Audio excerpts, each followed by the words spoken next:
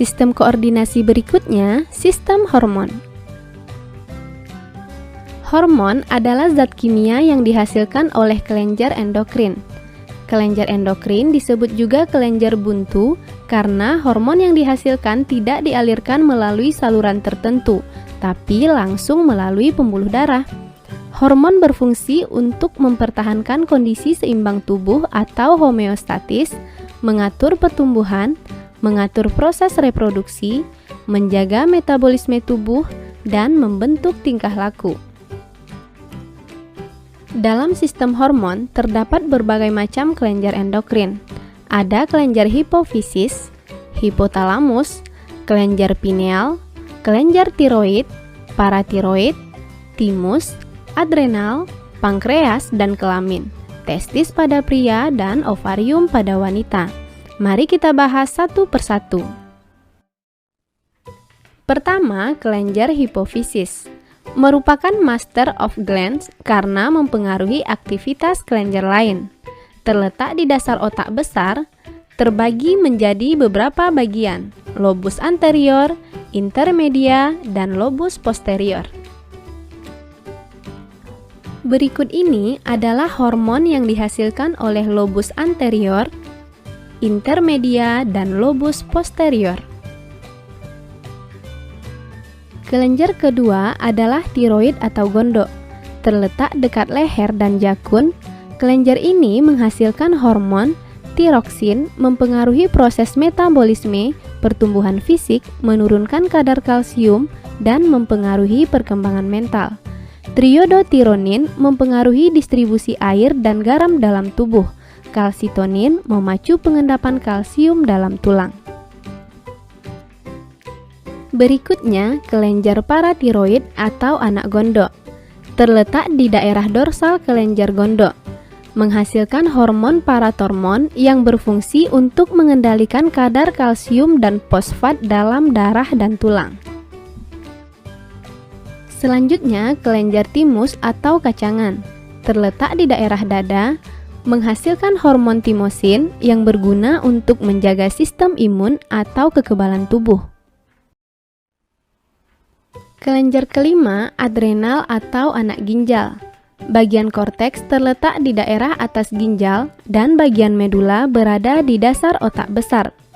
Bagian korteks menghasilkan hormon glukokortikoid untuk menaikkan kadar glukosa darah, mengubah glikogen menjadi glukosa.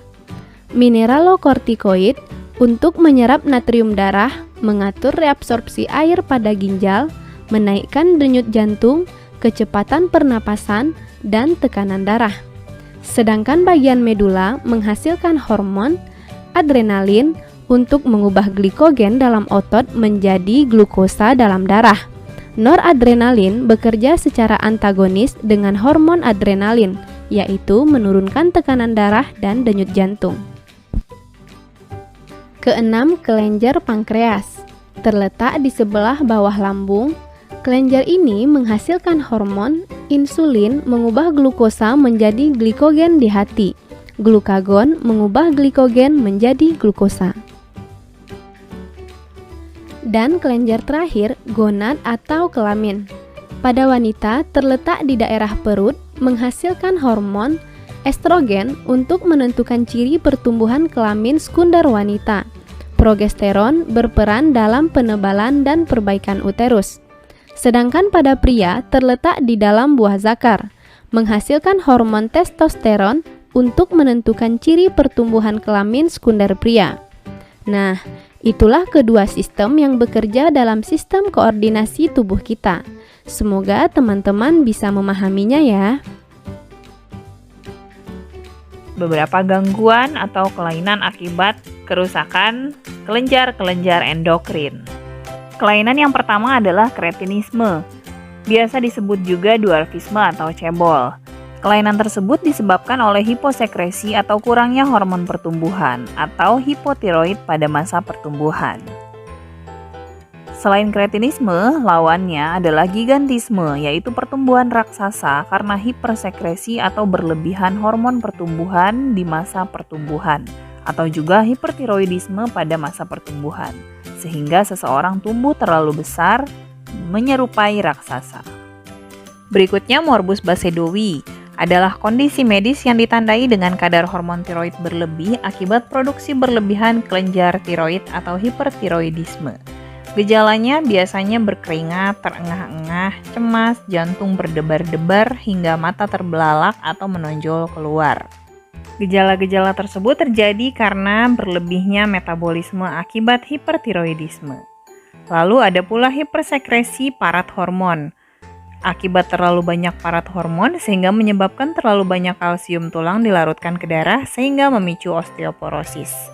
Lalu diabetes mellitus yang disebabkan insulin terlalu rendah sehingga kadar gula darah terlalu tinggi. Lalu ada pula diabetes insipidus karena kurangnya ADH atau antidiuretik hormon sehingga urin yang terbentuk sangat banyak, nama lainnya poliuria. Selanjutnya ada pula akromegali, yaitu hipersekresi hormon pertumbuhan pada saat dewasa, pada saat pertumbuhan sudah selesai, sehingga terjadi pembesaran dan pemanjangan di ujung-ujung tubuh seperti jari-jari, hidung, dan dagu. Kelainan yang berikutnya adalah Addison. Addison adalah gangguan yang terjadi akibat kerusakan kelenjar adrenal sehingga produksi hormon kortisol dan aldosteron berkurang. Penyakit ini juga disebut hipoadrenalisme. Gejala-gejalanya diantaranya adalah lemah otot dan mudah lelah, warna kulit akan menggelap, terjadi penurunan berat badan, nafsu makan menghilang, denyut jantungnya melemah, tekanan darah menurun, kadar gula darah rendah, disertai mual dan muntah. Agar teman-teman semakin paham, mari kita selesaikan contoh soal berikut. Soal terakhir meminta kita menentukan hormon yang dihasilkan oleh organ yang ditunjukkan oleh gambar. Kita perlu tahu, organ A adalah kelenjar pankreas yang menghasilkan hormon insulin. Bagian B adalah kelenjar adrenal atau anak ginjal menghasilkan hormon adrenalin. Dan C adalah bagian kelamin pada pria menghasilkan hormon testosteron. Jadi jawaban yang sesuai adalah D. Oke teman-teman, sekarang kita sudah bisa membedakan cara kerja dari sistem saraf dan sistem hormon. Pada sistem saraf, pesan disampaikan dalam bentuk impuls, sedangkan sistem hormon dalam impuls, sedangkan sistem hormon dalam bentuk kimiawi. Pesan pada sistem saraf disalurkan oleh serabut saraf, sedangkan sistem hormon melalui peredaran darah. Penerima pesan dalam sistem saraf adalah kelenjar dan otot, sedangkan sistem hormon diterima oleh organ sasaran. Pada sistem saraf, impuls dihantarkan dengan cepat, sebaliknya dalam sistem hormon lebih lambat. Mekanisme kerja sistem saraf hanya berdampak pada organ tertentu, sedangkan hormon memiliki dampak yang lebih luas. Sistem saraf bekerja dan merespon dengan cepat, namun efeknya tidak permanen. Sebaliknya, sistem hormon bekerja dan merespon dengan lambat, tapi efeknya permanen. Nah, itulah perbedaan kedua sistem tersebut. Bisa dimengerti ya?